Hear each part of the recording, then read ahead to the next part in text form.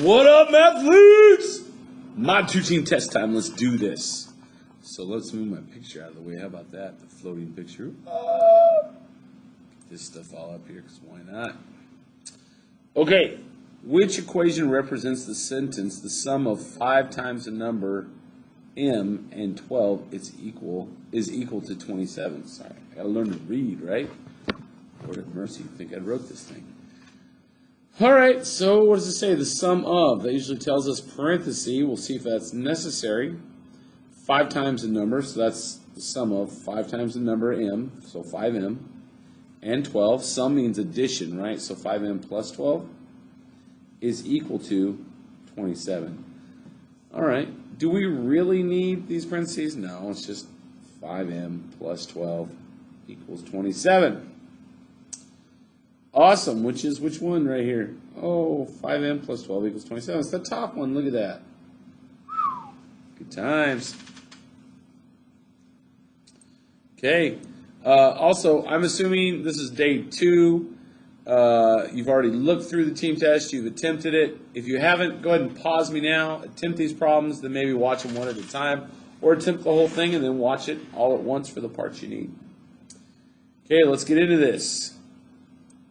The length of a piece of paper is 3.5 inches greater than its width. All right, if I'm 3.5 inches greater than, it's going to be 3.5 plus. So the length of a piece of paper is 3.5 inches greater than its width. So length equals 3.5 plus width, right? But what do we got to do right here? We really want to solve for width. I think. Oh, if I didn't read the rest of the question. If the length is 11 inches, which equation can be used to find the width W? Oh, well, I see it right there. 3.5 plus W equals 11. That's exactly what we wrote. What? You mean writing it ahead of time will match things up? Look at that. Boom. Because I know if I had 3.5 inches, that I'm going to get 11. Awesome sauce. All right, let's look at this. Solve. Z plus 12 equals negative 3. Move you up. Z plus 12 equals negative 3. So I'm going to write that over here. Z plus 12 equals negative 3. Got to get Z by itself, so I'm going to subtract 12 from both sides. Z, that's gone, equals negative 15. Boom. Questions like this could have decimals too. Not a big deal. All right. Solve 1/5 t equals 10. All right. So if I'm solving this, let's see.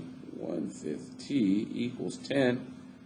Well, whenever I have a reciprocal, or I almost told you the answer. Whenever I have a fraction times a letter, I know from the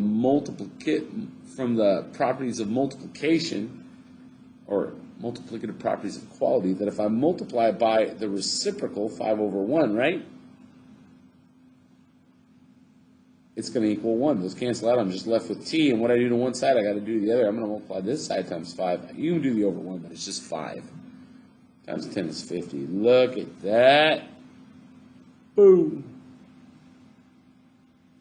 Love me some algebra. Pause it if you need to. I'm moving on.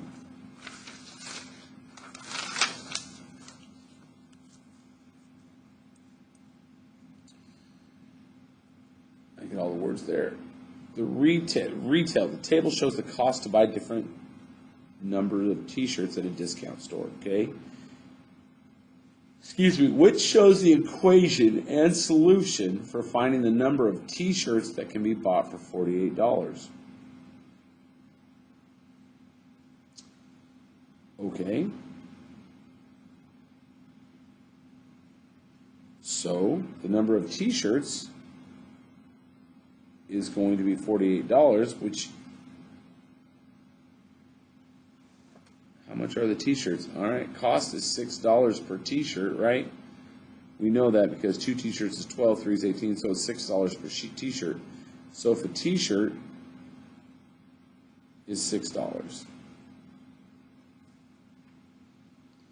then I don't know how many t-shirts, but I'm going to let T be the number of t-shirts.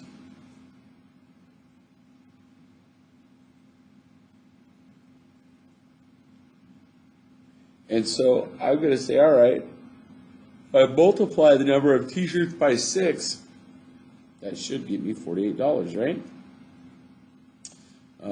So there's our equation, 6t equals 48, but which one of these is it? Well, how do we solve for t? We undo the multiplication. It's multiplied by 6, so I'm going to undo that with division. 6 divided by 6. And what I do to one side, I do to the other. That goes to 1. I get t equals 48 divided by 6 is 8. Boom. So what do we know? We know that they can buy 8 t-shirts. So 6t equals 48. 8 is the top one. So nice.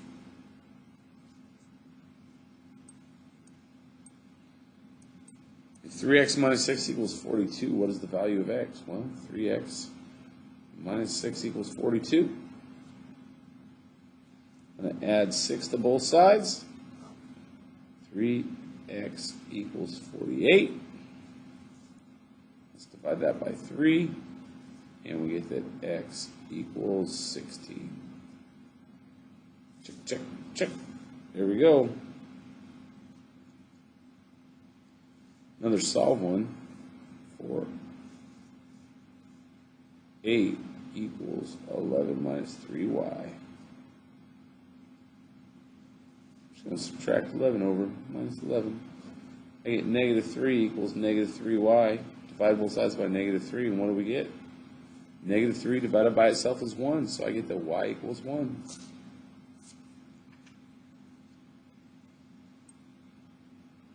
In the algebra. Remember, pause this if you need to, all that good stuff. For the next one, 5 minus kx equals 9 for x. Assume that k does not equal 0. That way we can divide by it if we need to. So watch this. I have 5 minus kx equals 9. I want to get x by itself. So let's start by getting rid of the 5, right? Minus 5 minus 5. Minus kx equals 4. Again, I want to get x by itself. Don't freak out about the letter there. How do you ultimately we want to make this equal to 1? How can we make any number equal to 1? By dividing it by itself. So I'm going to divide this by negative k itself. That's going to go to 1. What do I do to one side? I got to do the other. So I end up with x equals negative. The negative we always pull out, 4 over k. Is there a negative 4 over k? Yep, right here. Bougie like Applebee's. No, we gotta stop. Get that out of your head, Tim. My goodness, that song. Driving me bats. It's almost as bad as the Friday song from back in the day. 3x plus 1 equals 4x minus 8. The problem is I kind of like it, so it's a terrible relationship I have with this song. All right, I'm going to go ahead and move my x's to the right because I want to keep them positive. You don't have to, but that's what I'm going to do. So I end up with 1 equals x minus 8. And then I'm just going to add 8 to both sides. And I get 9 equals x. Or x equals 9. Boom. Okay. I'm enjoying this. Let's finish it off. Got the last few questions. Sweet. 3 more questions and we're done. Well, 4. How about that? How about you learn to count, Mr. Tim? Solve 5 times the quantity, 2y plus 1 equals 4y plus 10. Okay, so before I rewrite this, I'm actually going to do my distribution. And 5 times 2y is 10y. 5 times 1 is 5, so plus 5 equals 4y plus 10. I'm going to go ahead and move the y's to the left because that y is bigger, so I'm going to do minus 4y. Minus 4y. And just for those of you that like to do this in one step, you're welcome to. I'm going to do it in 2. So 6y plus 5 equals 10. Let's go ahead and subtract 5 from both sides. And I get 6y equals 5. How do I undo the multiplication by 6? I divide by 6. Divide by 6. And you get the y equals 5/6. Awesome. We got that right here. So these are definitely showing you how to show your work correctly. Fill in the blanks using the available choices. So it's either going to be identity, no solution, or one solution. Let's find out.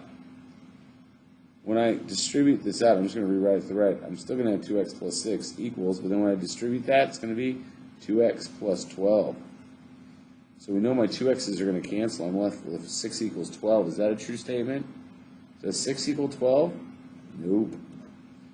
So because of that, we know that that is no solution. 2x minus 6 equals 6 minus 2x. All right, well, I'm going to add 2x to both sides. And I get 4x minus 6 equals 6. So I'm going to add 6 to both sides. And I get that 4x equals, that crosses out, 12. Divide both sides by 4, and we get that x equals 3. So what is that? That's one solution. And last but not least, I'm guessing this is identity, but let's prove it. I'm going to have 2x plus 6 equals 4 plus, when I distribute this 2 times x, I get 2x. And times the plus 1, I'm going to get plus 2. Let's combine our like terms, and I get 2x plus 6 equals 2x plus 4 plus 2 is 6. Check that out. That's some good math. That's a true statement. We know that's true. I can keep canceling things out and get 0 equals 0, but ultimately that's the identity or infinite solutions, right?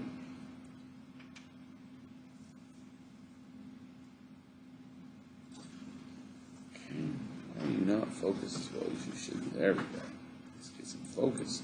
Select all of the values that are solutions of absolute value 3x minus 6 equals 12. Ooh, remember we got to split this into 2. So I got to account for 3x minus 6 equals 12 and 3x minus 6 equals negative 12. I have to account for both. I'm going to do these both at the same time, right? So I'm going to get plus 6 plus 6. I do the same thing over here, plus 6 plus 6. 3x equals 18. Not coming y. 3x equals negative 6.